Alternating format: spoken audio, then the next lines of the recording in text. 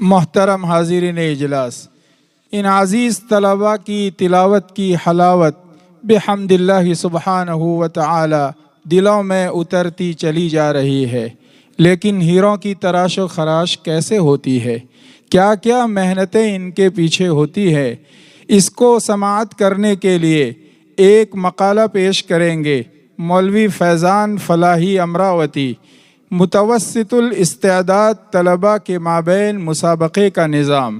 مولوی فیضان کا عنوان ہے متوسط الاستعداد طلباء کے مابین مسابقے کا نظام۔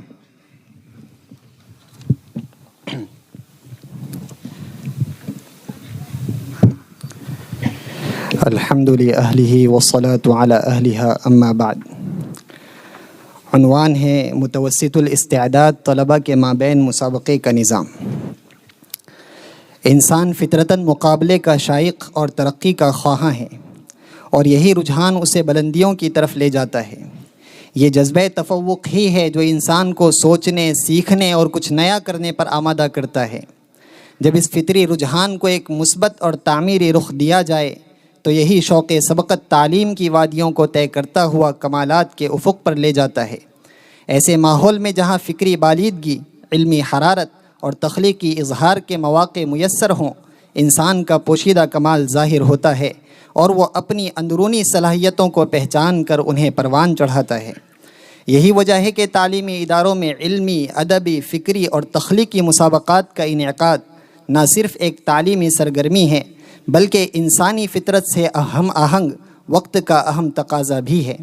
یہ مسابقات گویا روح کی وہ دستک ہے جو ذہن کے بند دریچوں کو وا کرتی ہے اور طلباء کو حیویت و نشاط سے بھرپور، بیدار اور متحرک ذہن کی جانب لے جاتی ہے۔ دیگر مسابقات کی طرح قرآن کریم کو حسن صوت، تجوید و ترتیل اور خشوع و خضوع کے ساتھ پڑھنے کی طرف اہل مدارس کا رجحان ایک نہایت ہی خوش آئند، قابل تحسین اور لائق مبارکباد اقدام ہے۔ یہ صرف تحسین تلاوت کا مقابلہ نہیں بلکہ منشأ خداوندی اور منشأ نبوی صلی اللہ علیہ وسلم ہے۔ قرآن سے تعلق اور محبت کی عملی تصویر ہے۔ یہ ان روحانی میدانوں میں سے ایک ہے جن میں اہل ایمان کو فاستبقوا الخیرات کا حکم ملا ہے، اور کہیے کہ یہ ارشاد نبوی صلی اللہ علیہ وسلم زینوا القرآن باصواتکم میں مسابقت ہے۔ ایک قابل تقلید اقدام، لیکن ایک پہلو ایسا بھی تھا جس کی طرف نگاہ توجہ درکار تھی۔ وہ خاموش صلاحیتیں، وہ لرزہ آوازیں اور وہ جھجکتے قدم جو احساس کمتری اور ہچکچاہٹ کے سبب پیچھے رہ جاتے تھے۔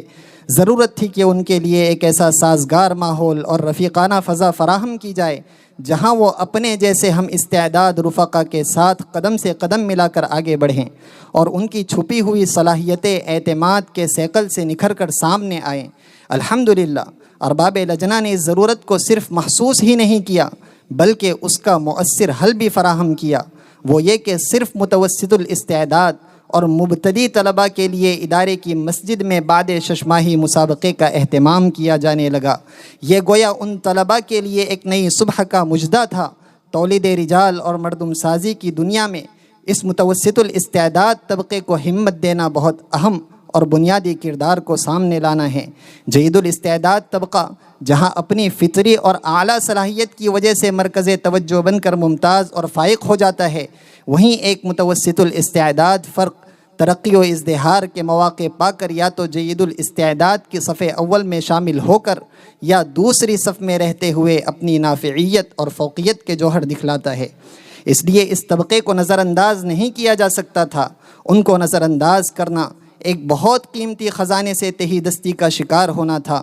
لہٰذا یہ توفیق یزدانی کی ارزانی ہے کہ لجنہ کے مسئولین نے اس اہم طبقے کو بھی مرکز توجہ بنایا اور ان کے لیے مسابقتی نظام جاری کیا، جس کی وجہ سے بڑے قیمتی جوہر سامنے آئے، ورنہ خطرہ تھا کہ خوابیدہ صلاحیتوں اور عمدہ جواہرات کا ایک بڑا خزینہ سینوں میں دفینہ بن کر رہ جاتا۔ ضرورت ہے کہ اس نظام کی تقلید کی جائے اور اسے عام کر کے انمول جواہرات سے اپنے دامن بھر لیے جائیں۔ ابنائے امت کے حق میں یقیناً یہ نظام ایک ایسا پلیٹ فارم بلکہ اسٹیج ہے جہاں سے عروج و ارتقاء کا دور شروع ہوتا ہے اور ہاری ہوئی بازی کو امتیاز کے ساتھ جیتنے کا گر سکھایا جاتا ہے۔ اثرات و ثمرات، یہ اقدام محض ایک مسابقہ نہ رہا بلکہ بہت سوں کے لیے خود اعتمادی کا پہلا زینہ ثابت ہوا۔ ان کے اندر چھپے لعل و گوہر نمودار ہوئے۔ وہ طلبہ جن کی آوازیں دبی دبی تھیں اب فضاؤں میں رس گھولنے لگی، جو تدبیر میں فائق سمجھے جاتے تھے وہ اب ترتیل میں اپنے جوہر دکھلانے لگے۔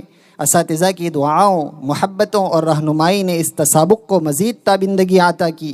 یہی وجہ ہوئی کہ جب ان طلبہ کو مشق و مسابقات کا میدان فراہم ہوا تو انہی میں بعض تو اعلیٰ سطح پر پہنچ گئے اور بعض اپنے طور پر پختہ ہو گئے۔ مقصد یہ تھا کہ مدارس، مساجد اور مکاتب کو عمدہ و تربیت یافتہ اساتذہ فراہم کیے جائیں جو مسند درس اور مصلاح مساجد کے لیے موزوں ثابت ہوں۔ چنانچہ لجنہ کو اپنے اس مقصد میں کافی حد تک کامیابی نصیب ہوئی۔